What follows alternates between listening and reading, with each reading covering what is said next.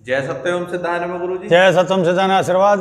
गुरु जी, हमारे YouTube से जो जुड़े हुए भक्त हैं उनमें से बहुत सारे स्पोर्ट्स पर्सन भी हैं, तो उन्हीं में से एक का क्वेश्चन आया रही क्रिया और पफसी योग को लेकर। उन्होंने व्हाट्सएप के थ्रू वीडियो से अपना क्वेश्चन किया है, उसकी वीडियो भी है, मैं अभी दिखाऊंगा, तो मैं शॉर्ट में बताता हूँ। उन्होंने पूछा है कि पफसी योग, रेही क्रिया योग और सोम प्राणायाम से जैसे कॉम्बैट स्पोर्ट्स होते हैं, उसमें जैसे बॉक्सिंग है, उसमें क्या होता है, बॉक्सिंग पे जो पॉइंट होते हैं वो फेस पे पंचिंग के होते हैं, तो उसमें जैसा कि ब्रेन इंजरी होती है, क्योंकि जब फेस पे लगते हैं सेंसिटिव एरियाज होते हैं आईज, तो ब्रेन इंजरी होने के कारण जो आगे हमारे फ्यूचर में ब्रेन में कोई भी दिक्कत आए किसी भी तरीके की, जैसे मोहम्मद अली बहुत नामी ग्रामी बॉक्सर है, लीजेंड है, तो वो भी पार्किंसन डिसीज से ही उनकी डेथ हुई थी, जो उनकी ब्रेन इंजरी के कारण ही हुई थी। तो क्या इसमें एडवांटेज मिल सकता है या पूरी तरह भी स्वस्थ किया जा सकता है बॉक्सिंग में? किस तरीके से ये सब हेल्प कर सकते हैं, इस बारे में बताएं। आप एक बार उनकी वीडियो सुन लीजिए। जय सत्यम सिद्धाय में। मेरा नाम अनुज सिंह है, मैं महाराष्ट्र में रहता हूँ, मैं 22 वर्षीय हूँ। गुरुजी, मेरा सवाल ये है कि जैसे कि हम सब जानते हैं जो कॉम्बैट स्पोर्ट्स होते हैं उसमें कितना मतलब रिस्क होता है, बट जहाँ मतलब मेन प्रॉब्लम जो कॉम्बैट स्पोर्ट्स में आती है वो ये है कि जब ब्रेन पे हिट्स लगते हैं और मुंह पे जब हिट्स लगते हैं तो उन लोगों को कंकशंस हो जाते हैं, ब्रेन इंजरीज हो जाते हैं और वो बाद में बहुत आगे जाके घातक साबित होते हैं। मुंह के अगर नीचे लगे तो ज्यादा प्रॉब्लम नहीं आती, वो ठीक भी हो जाता है जल्दी, बट अगर ब्रेन पे लगती है तो उनको काफी ज्यादा दिक्कतें आ जाती हैं। जैसे मोहम्मद अली खुद पार्किंसन डिजीज से उनकी मौत हुई थी, और वो भी इसलिए हुई थी क्योंकि उन्होंने अपने सर पे बहुत ज्यादा हिट्स ले लिए थे, बहुत ज्यादा उनको चोटें लग गई थी इसलिए। और ऐसे मैंने कई बॉक्सर्स का नाम सुना है और कई फाइटर्स का सुना है जिनको जो कोमा में भी चले गए और बाद में उनकी डेथ भी हो गई। तो ये जो कंकशंस होते हैं और ये जो ब्रेन इंजरीज होते हैं, इनसे कॉम्बैट स्पोर्ट्स में किस तरीके से बचा जा सकता है? मेरा कहने का मतलब ये है क्या पफसी, रेही क्रिया योग और सोम प्राणायाम, इन सब चीजों से, ब्रेन इंजरीज होने से हमें बचा सकते हैं, हमें प्रोटेक्ट कर, हमें कहीं ना कहीं एक एडवांटेज दे सकते हैं ओपोनेंट के खिलाफ, ताकि हम लोग को मतलब जो कॉम्बैट स्पोर्ट्स वाले होते हैं उनको ब्रेन इंजरी का खतरा ना हो और वो मतलब और अच्छे से लड़ सकते हैं। तो मेरा पूछने का मतलब यही था कि पफसी, रेही क्रिया और सोम प्राणायाम किस हद तक एक कॉम्बैट स्पोर्ट्स में एक इंसान की मदद कर सकते हैं ताकि उसका ब्रेन इंजरीज ना हो और वो ओपोनेंट में ज्यादा एडवांटेजेस हो और ज्यादा पावरफुल साबित हो। तो मैं कृपा करता हूं आप मुझे इसका जवाब देंगे। जय सत्यम सिद्धाय में।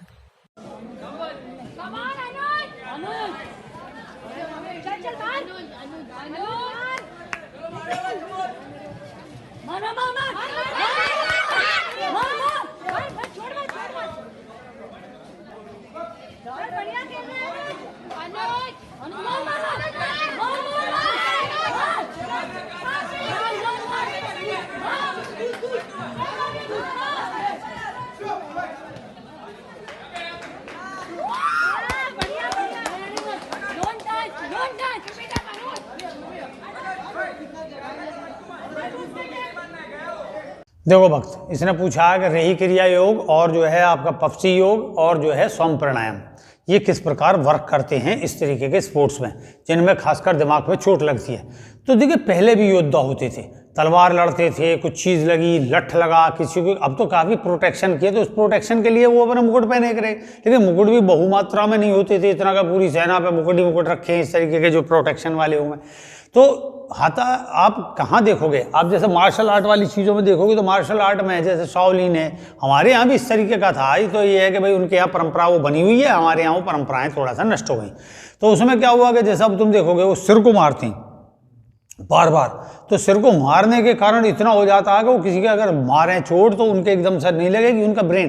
तो इसका मतलब क्या होता है कि हम अभ्यास जो करते हैं उसमें केवल हमने प्रोटेक्शन के लिए होता पहन लिए वो चीज़, लेकिन हम सिर के ताकत बढ़ाने के लिए कोई अभ्यास नहीं करते। हम नीचे का अभ्यास करते हैं, गर्दन तक अभ्यास करते हैं, गर्दन मुक्केबाजी उस पर किट पर अपना लगे रहते हैं या दौड़ लगाते हैं, सांस बढ़ा लेते हैं। सांस से क्या होता है कि लगातार हमारा जो प्राण शक्ति बढ़ने के कारण आंखों तक और सारे मस्तिष्क तक वो वर्क करता है। तो वर्क करता है वो अनजाने में कर रहा है, उस एक्सरसाइज के साथ कर रहा है। और एक एक्सरसाइज जैसे सोम प्राणायाम या पफसी का प्राणायाम, ये एक आप विधिवत प्राणायाम है, विधिवत तरीके। तो इन्हीं में क्या होता है, जैसे आप पफसी करोगे तो पफसी की कौन सी चीज़ है, आपने सांस रोका, फिर आपने डंड लगाई सामने की ओर, तो आप पूरे मसल्स को, उस मसल्स में जब गर्दन तक की भी चीज़ टाइट करे हुए हो तो उस गर्दन से कनेक्शन कहाँ है, यहाँ तक भी है।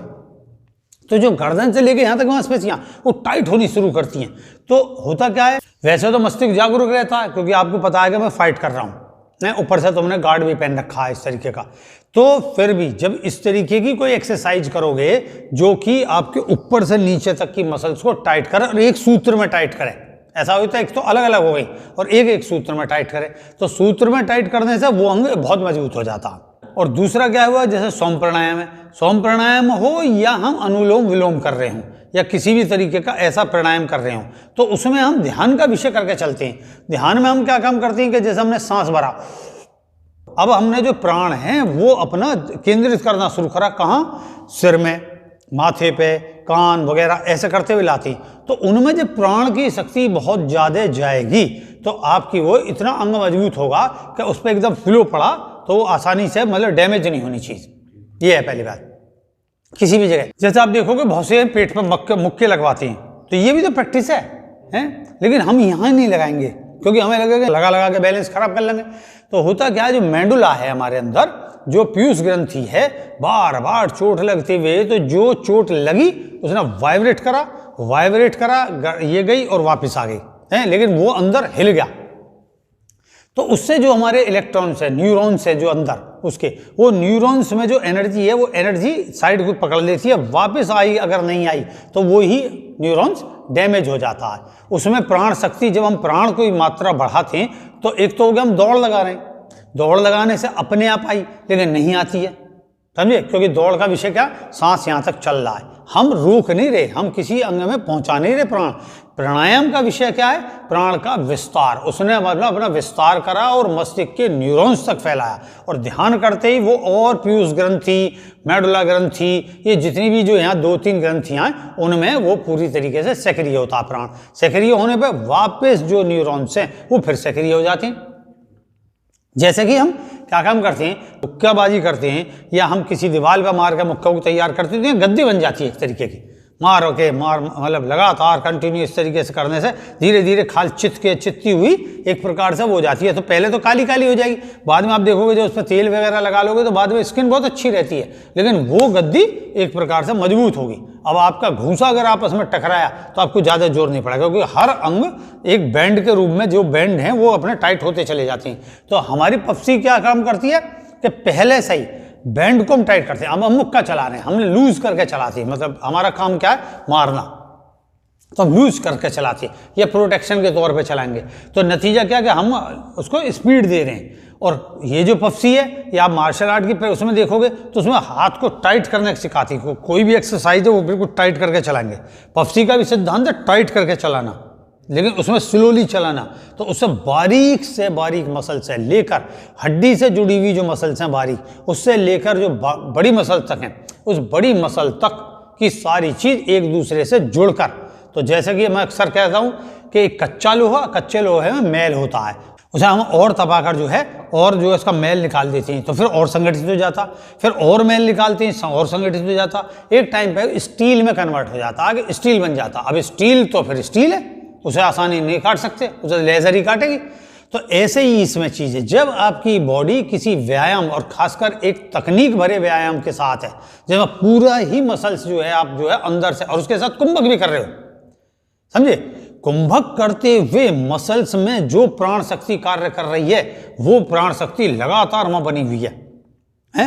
फिर वो कार्बन डाइऑक्साइड में चेंज हो रही है, आपने फिर एक गहरा सांस लिया और आपका ध्यान उसके साथ है, तो आपका मन, प्राण और जो आपका तन, जो मांसपेशियां, ये सारी वर्क कर रही हैं। और उसके पीछे कौन है, सबके पीछे आत्मा एक एक्टिव है।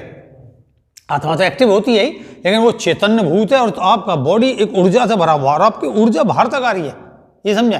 तो अब क्या नॉर्मली होती है जो हम एक्सरसाइज करते हैं, उसमें जो ऑरा मंडल होता है शरीर का, उस तक ही वर्क करता है वो जनरली, समझे। अब तो आप खान पान पे ज़्यादा दोगे कि भाई मेरी स्किन पे तेज आएगा, लेकिन ये क्या काम करेगा कि आत्मा की शक्ति कौन है, मन क्या है, जो है वो है आपकी विल पावर, और फिर आता है प्राण के बाद है शरीर पे, तन पे काम करता है, क्योंकि प्राण से बना हुआ है शरीर। परिणाम स्वरूप तीनों चारों चीजें एक्टिव हैं आपके अंदर, पांचों चीजें एक्टिव हैं। जैसे हम कहते हैं पांचों चीजें एक्टिव हैं पफसी की, पावर, फोर्स, स्ट्रेंथ, स्टेमिना और एनर्जी। ध्यान रखें, तो एनर्जी ये पूरे शरीर के ऑरा मंडल को बना के रखती है। आपके चोट लगी तो पहले तो वो, क्योंकि आप जैसा आप टाइट करके चल रहे हो, आपको पता है लूज, तो नॉर्मली हमें लूज करने पे हो जाएगी, क्योंकि हम उसमें वो करते हैं। दूसरा, ध्यान के माध्यम से क्या काम करोगे, किस तरीके से आप एक क्षण में पूरी उसके ग्राफ को कर लोगे, उसके साइड के व्यक्ति खत्म हो जाएंगे आपकी दृष्टि से, समझे। साइड की दृष्टि में लोग नहीं दिखाई देंगे, आपके फोकस किस पे, जैसे अर्जुन की तरह कहाँ दिख रहा है कि मुझे जो है केवल उसकी आंख दिख रही है। ये जैसी आगे दिखेगी तो आपको पहले ही उसके मनोभाव भी समझ में आ जाएंगे, बॉक्सिंग करते में मनोभाव भी समझ में आएंगे, क्योंकि अब ये सोच रहा है कि मैं ऐसे करके मुक्का मारूंगा और दूसरा मुक्का मेरा ये जाना है, तो आपको वो एकदम रनिंग में आ गई। तो आपकी जैसे वो चीज़ आई तो आपको पहले इंफॉर्मेशन हो गई, इंफॉर्मेशन होती आप हुए वही अंग जो है मजबूत तो कर ही रखे हैं आपने पफसी से, हैं। और आपने प्राण शक्ति आपके अंदर, होंका नहीं ले रहे आप ये नहीं कर रहे, क्योंकि आपको आदत क्या, सांस फौरन आपका गहरे 2-3 लिए और आप पहले से प्राण युक्त हो गए, तो आपकी बॉडी बिना थके, और जब थकन ही नहीं है तो माइंड क्या है, थकना और माइंड दोनों भिन्न हो जाती है, क्योंकि माइंड जो अब काम नहीं कर रहा हो आपका, तो आप चोट लगते ही एक तो वैसे ही सुस्त हो गया वो है, और आपने प्राण उसको कंटिन्यू करता है, माइंड का और शरीर का तालमेल बना रखता है, इसलिए प्राणायाम बहुत जरूरी है। अब कोई लीजेंड है वो तो अभ्यास के कारण हो जाता है, लगातार उसके कितना उसने कैपेसिटी डेवलप करी, लेकिन इसमें पूरी पांचों चीजें, ज्यादा देर नहीं लगेगी आपको। और आप सोचोगे पूरी 15 एक्सरसाइज, 16 एक्सरसाइज, ये एक्सरसाइज आप समझोगे 15 मिनट तक, तो 15 मिनट है और आपकी ताकत है अपार, माइंड आपका चैतन्य, आप जो दृष्टि चारों में आपने केवल जो सामने खड़ा व्यक्ति है उसको केंद्रित कर रखा है, तो आपका एक मुक्का और knockout. 23 pound weight advantage and he put it on. और एक ये है कि भी आपने जैसे टाइसन ने करा है, वो यही करता था, उसकी फोकस जो चीज थी, उसने तो मोहम्मद अली ने तो उसको एक रोमांचक खेल में तब्दील कर दिया, समझे। वो बहुत देर तक खींचता था उस चीज को कि जिससे आनंद आए दर्शकों को।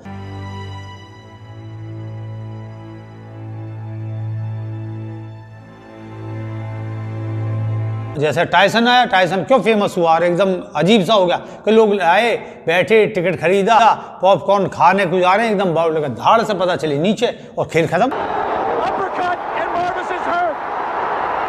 अब उन्हें लगा यार ये तो हो गया, 1 मिनट में ही सारा खेल खत्म, रिकॉर्ड तो बन गया, लेकिन लोगों को क्या लगा, यार मजा नहीं आया। तो ये तो हो गया खेल का विषय।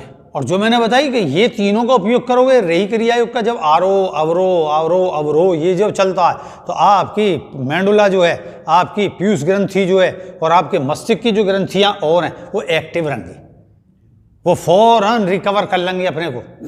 जो उनकी प्राण गई है वाइब्रेशन होके, वो नीचे के वाइब्रेशन से फिर उसको सही कर लेंगे, और सही होते ही आप पुनः चेतन हो, समझे। पुराने योद्धा इसी तरीके से काम करते थे, नहीं तो समझिए कि तुम तो एक ही व्यक्ति से लड़ रहे हो और उन्हें हजारों आदमी, पहले आप देखिए उनकी मेंटेलिटी कि हजारों सेना है सामने, और कभी कभी ऐसे होते जो विश्व विजेता रहे उनकी सेना बहुत कम है, लेकिन वो कमांडो सैनिक हैं एक तरीके से। कमांडो सैनिक का मतलब है बिल्कुल ट्रेंड है हर तरीके से। अब उन्होंने अटैक काटना शुरू करा, तो सोचिए कि किसी ने उनके घोड़े के मारने, अब तो तुम तो केवल एक हाथ के प्रोटेक्शन को देख रहे हो, उनकी देखिए, उनके आगे तो तुम 1 सेकंड में टिकते, उन योद्धाओं के सामने 1 सेकंड नहीं टिकते कि सामने से राजा, मतलब राजा भी घोड़ा दौड़ा रहा और कई ने सोचे राजा को मार लो, पता चली 4-10 भाले एकदम दौड़े हैं। अब उस पर तलवार है तो उसे अपनी तलवार खुट्टल ना हो जाए, इस साइड की तलवार तो जो साइड की जो है बिल्कुल उससे उसे काटा, नजर देखो उसे सामने, ये नहीं घोड़ा भगाई चला गया, बीच में घुस गया, मार लिया राजा है, उसे वो काटना, घोड़े के आसपास मचाने, आदमी में तलवार घोंपनी, और तलवार आदमी वैसे नहीं बैठा, खड़ा है, उसमें बख्तर पहन रखा, बख्तर के पार निकाल देना और फंस गई तलवार उसके फेफड़े या कहीं भी चीज पे, हड्डी में, तो सब खींचता है, ऐसा करता रहेगा वो खड़ा हुआ है, तो एकदम एक झटके से निकाल रहा। कितनी ताकत थी उसके अंदर, मतलब तो उसकी ताकत किससे काम आती थी, यही राजाओं ने पफसी योग को अपनाया। हाँ, अभ्यास के साथ उनके पफसी का मतलब, मैं जब ये चीज करूं स्लोली तो बिल्कुल आराम से निकाल दो बिना किसी रुकावट के। तो उन्हें समझोगे अब एक ही आदमी नहीं मानना, उन्हें शाम तक लड़ना, क्या स्ट्रेंथ है। मोहम्मद अली क्या बेक है उसके आगे, या कोई चीज क्या है। तो परिणाम स्वरूप क्या होता है, मार काट्स। और ये नहीं कि भाई केवल मारना ही मारना चल रहा, उन्हें ये दिख रहा है कि मुझे सेना किधर से लेनी है, मेरी सेना किधर से रही, ये सब कमांडिंग। और अकेले को कमांडिंग के बाद मान लो सेनापति भी घिर गया कहीं, या और उसके नीचे के सेनापति गिर गए, तो राजा को चेतन बहुत रहना पड़ता था कि उसे पूरी देखनी है, कहाँ से मारता रहा है, सामने देख रहा है, ऐसे आराम से काट रहा उन्हें। ये देखो बहुतों ने क्या काम करा, तीर का निशाना लिया, सड़ासड़ 50 तीर एकदम राजा की तरफ आए, एक चूका। ये तो फिल्मांकन दिखा देते उसने ऐसा करके पकड़ लिया तीर यहीं। ये उसकी एक जर्नल प्रैक्टिस है कि मतलब उसका मस्तिष्क इतना कि वो पहले यूं खड़ा हुआ, सांस खींचा उसने, कंसंट्रेट हुआ, ये सब प्राणायाम है, चित्त की एकाग्रता। अब सोचो तीर घुस गया तो मर जाएगा, और अक्सर प्रैक्टिस है उसे, और खाली पे करेगा वो, ये नहीं कि प्रोटेक्शन रख के करेगा, गार्ड रख के, एकदम चीज आई और खड़ा यहीं रोक दिया। तो जो मार्शल आर्ट्स की हैं, मार्शल आर्ट बनाई इसी पक्ष पे रह के, लेकिन वो योद्धाओं से आई। उसका एक ये खेल था कि भाई क्या करें, मुक्केबाजी कर लें, कौन तकड़ा है कौन जीते, इस तरीके 2 खेल आए, कुश्ती का और तुम्हारा बॉक्सिंग। और एक तीसरा चलता था आपका बलवर्धन के, भाई पंजा गिराओ, रस्सी खींच, इस तरीके के। लेकिन ये युद्ध से कनेक्शन है कि अगर आपके हाथ में हथियार ना रह जा तो आपको मुक्केबाजी से गिराने सारे। और क्योंकि बीच में मुक्काबाजी चलाया और तलवार वापस खींच ली उसकी। अब तलवार ये नहीं नीचे झुक के उठा रहा तलवार, समझे, तो उसे वो कला सीखनी पड़ेगी। पैर के झटका मारा, हाथ में बल्लम आ गया एकदम से, और बल्लम एकदम ठूसा फटाक से पास में, क्योंकि इतनी एरिया में घिरे हुए, तो आप तो केवल एक से ही लड़ रहे हो, उसे तो आसपास है समझो 50 और हजारों है, और उसमें कितना साहस का बल चाहिए।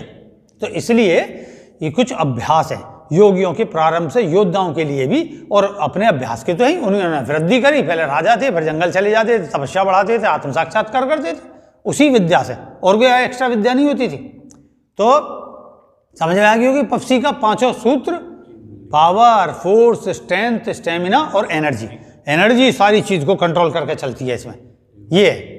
तो इससे समझ में आ गया होगा कि आप अपने अंगों को मजबूत करें, इस तरीके का पफसी का अभ्यास करें, सोम प्राणायाम करें, उससे प्राणों को अलग अलग क्षेत्र में लाना चाहें। और रेही क्रिया एक तो स्वयं में किसी भी प्रकार की आवश्यकता नहीं है प्राणायाम से संबंधित, वो तो खुद में ही अपने में परफेक्ट है, सीधी बात। हर चक्र को जागृत करेगी, तो चक्र को जागृत करेगी। आपको ये ज्ञान समझ में आ गया होगा, फिर कोई प्रश्न होगा उत्तर दूंगा। जय सत्यम सिद्धाय नमः।